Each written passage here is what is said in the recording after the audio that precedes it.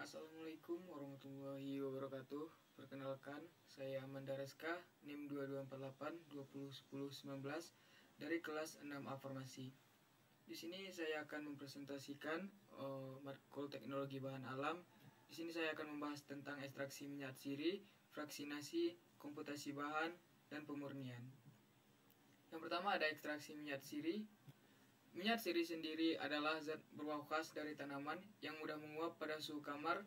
Disebut juga sebagai minyak esensial atau minyak siri karena bersifat volatilnya.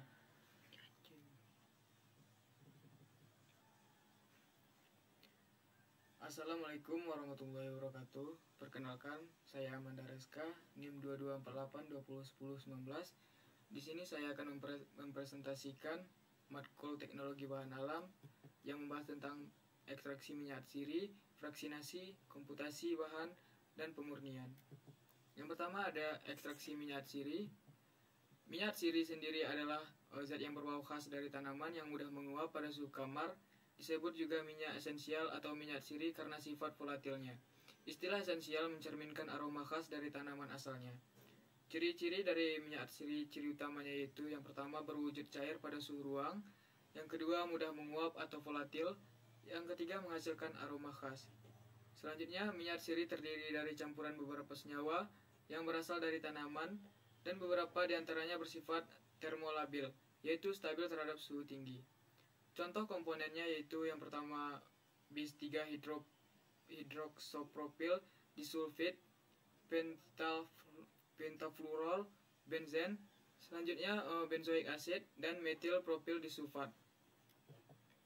Metode ekstraksi minyak siri. Metode yang pertama yaitu metode destilasi. Untuk tahapannya yaitu pertama persiapan, pemanasan, dan pemisahan. Kelebihan dari metode ini yaitu teknologi sederhana, waktunya cepat, dan pemisahannya mudah. Untuk kelemahannya yaitu senyawa mudah rusak karena menggunakan panas. Untuk metode yang kedua yaitu metode press.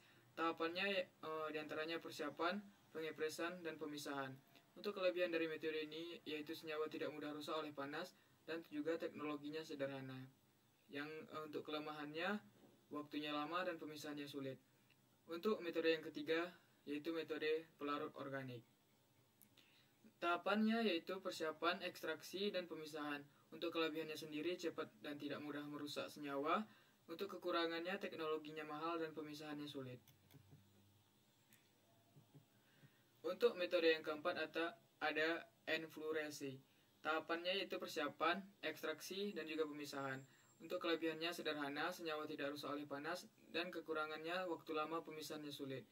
Untuk metode yang kelima yaitu maserasi lemak panas. Tahapannya persiapan, ekstraksi, dan juga pemisahan. Untuk kelebihannya teknologinya sederhana. Untuk kekurangannya sendiri waktunya lama dan juga senyawanya mudah rusak karena panas. Untuk materi selanjutnya itu fraksinasi. Fraksinasi sendiri berasal dari kata fraction atau bagian. Secara harfiah dapat diartikan sebagai mekanisme untuk memilah suatu kumpulan menjadi beberapa bagian atau fraction atau part, atau dapat diartikan sebagai proses pembagian kelompok. Tujuan dari fraksinasi sendiri yang pertama mendapatkan fraksi atau bagian tertentu dari suatu ekstrak yang merupakan fraksi aktif. Yang kedua melakukan isolasi atau pemisahan suatu senyawa metabolit sekunder tunggal dari campuran senyawa dalam ekstrak.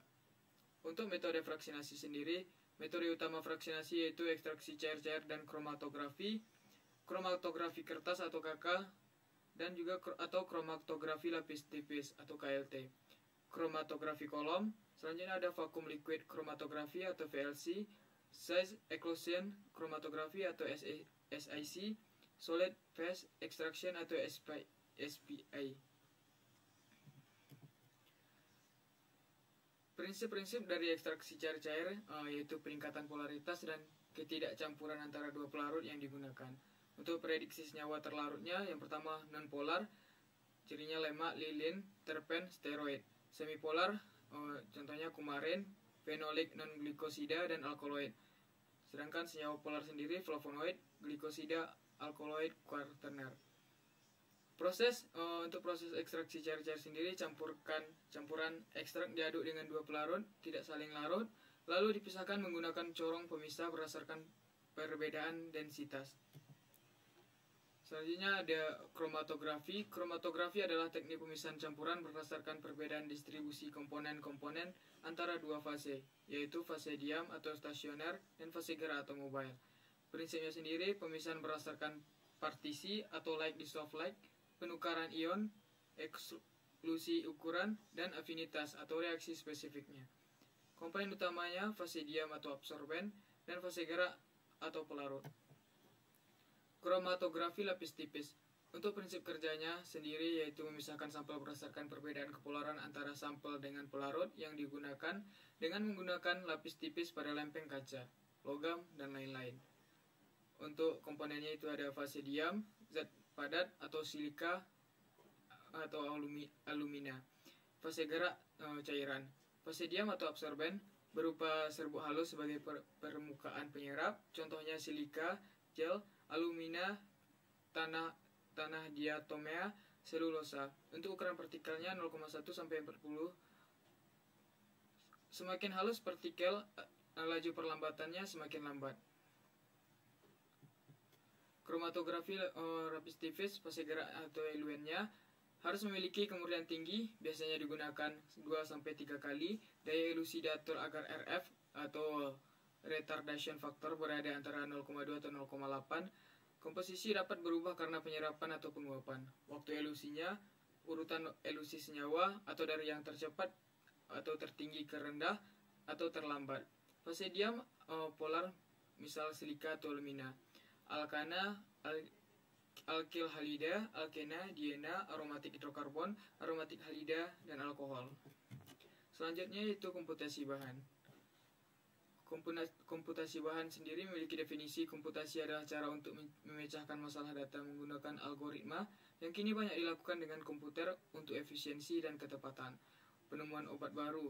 Proses penemuan obat baru melibatkan berbagai tahapan mulai dari identifikasi target, penemuan senyawa aktif, uji laboratorium, hingga pengembangan dan uji klinis.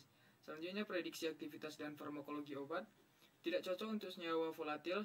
Terdapat aplikasi berbasis web seperti PAAS, Swiss, ADME yang digunakan untuk memprediksi aktivitas biologis dan sifat farmakologi senyawa obat secara in silico. Molecular doxing. Teknik ini digunakan untuk memprediksi interaksi antara molekul obat dengan target protein sehingga virtual sebelum dilakukan uji laboratorium. Untuk materi selanjutnya yaitu pemurnian. Dekantasi. Untuk definisi dari dekantasi sendiri adalah pemisahan campuran berdasarkan sedimentasi dan pemindahan cairan bening ke wadah lain. Contohnya cocok untuk campuran zat cair dan padat yang tidak saling bercampur. Untuk prinsip kerja dekantasi sendiri yaitu mengedapkan padatan lalu menuang cairan bening ke wadah lain. Untuk kekurangan dekantasi yaitu hanya untuk campuran yang tidak tercampur, tidak efektif untuk larutan dengan massa jenis mirip, kadang butuh sentrifugasi. Untuk kelebihannya yaitu alatnya sederhana dan aplikasi luas.